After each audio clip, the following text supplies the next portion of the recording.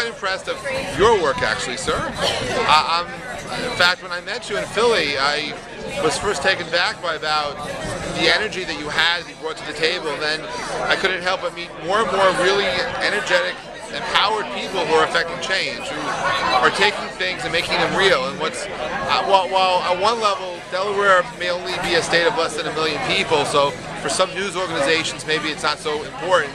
But I think in the history of social media, if you need cities and people to lead by example to show you how communities can become engaged, you don't have to go too much further than Wilmington to see these people that are just doing amazing, great things, and that rather than talking about what can be done, it can be done.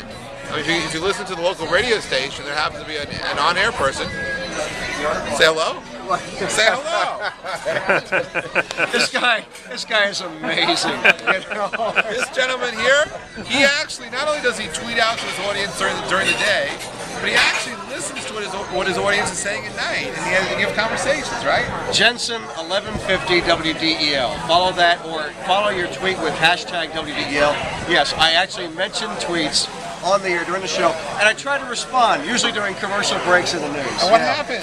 But this guy taught me that. He said, look, you know, when you do communicate with people, make sure you communicate with them directly. Use their name. Use at Jeff Pulver, at Ken Grant, or whatever, and engage them in the conversation. So whether it's purely social or whether there's a business aspect, engage people in the conversation. And really, that's what it's all about. Because once you have them in conversation, you can sell them things if you wanted to. Yeah. You connect with them as people, and they know that they matter to you. And I think that's the serendipitous effect. Is forever radio has been a broadcast media. Right. Forever. And maybe people could write to the stations because maybe you offended somebody, maybe they were enthralled by what you had to say. But now you can connect with individual people. With these platforms, you can scale one-to-one, many-to-many. Okay, you're talking about scaling one-to-one, to many, and that's exactly what we're talking about. So I follow Jeff, Jeff follows me.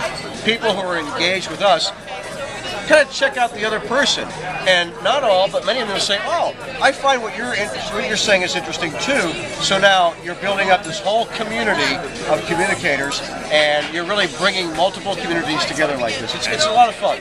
And I believe it's sort of, if you look at how radio evolves, Yeah. 80 years into being radio, it's now different. Yes. And now you can broadcast and connect. Well, you have, of course, phones, but only 1% or less of any radio audience will actually call into a station. There is a little more security in being somewhat anonymous in that you can tweet that. By the way, thank you. What's my service? There you go. You can tweet that, and now you're a little more anonymous, and so there's a little less fear of actually being out there and engaged. You want to be engaged, but you say, "Ooh, I don't know, I'm not going to call the radio station." You ever do that? A lot of people have done that. But sending a little tweet with a moniker that may not actually be your full name, that's different. So now you're actually engaged in the conversation, and you're bringing in more and more people to engage. It's not just two-way, it's multi-directional communication. And when I say you're bringing communities together, you really are. The more people who are engaged from more diverse groups become part of the communication.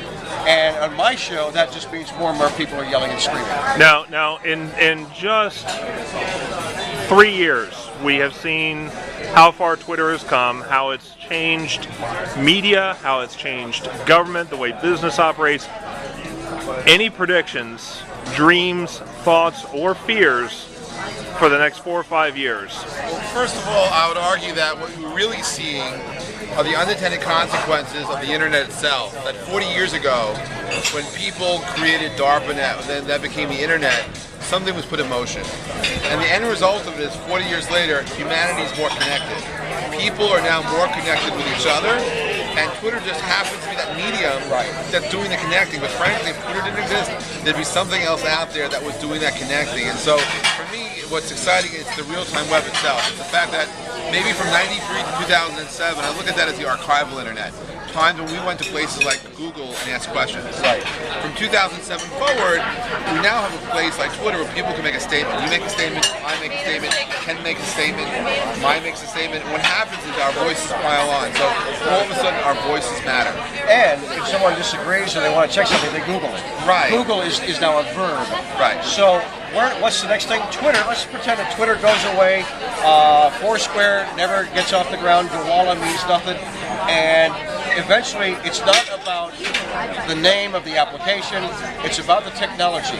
You're in the car, you turn on your dashboard. Imagine you check into your car. Exactly. You check into your car, it is the dashboard, Right. and your Facebook, your LinkedIn, It's and there. everything else, it's all there, and you're Even better engaged. yet, I check into Jensen's car. Yeah. I check into your car, and guess what? My phone battery goes dead. Yeah. And 2 hours into a drive together, someone in business needs to really talk to me.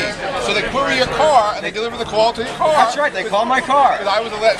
You and I were the last. You were the last person to see me. Call my house, call my bathroom. Oh, please, not when I'm in the shower. And no video cams. And you call the car, you call the bicycle, whatever it is, you call his glasses. But of and course- everything is running through his glasses. You know, I don't know where you get your inspiration from. I happen to get you mentioned the shower. Yeah. I believe 5% of people, including myself, it's the shower where I get my aha ideas from. But I don't want to have to try to be inspired by you in your showers like, Ew. ew, turn that off. But how come is it if we get inspired in the shower, how come when we go to work, there are no showers? How come we have to go to work to work? How come it is we don't get the aha moments when we're working? I don't get it. That's why you have to have that place that's away from everything, so you can have that meditation. Right. Okay, and now you put on your glasses, you get in your car, whatever. Now you're connected. Right. Now you're with the world. And you're feeling it. So the key is, it's about the technology, and it's about the communication. It's about the people. That's right. It's about, come on. All right. It's about the people.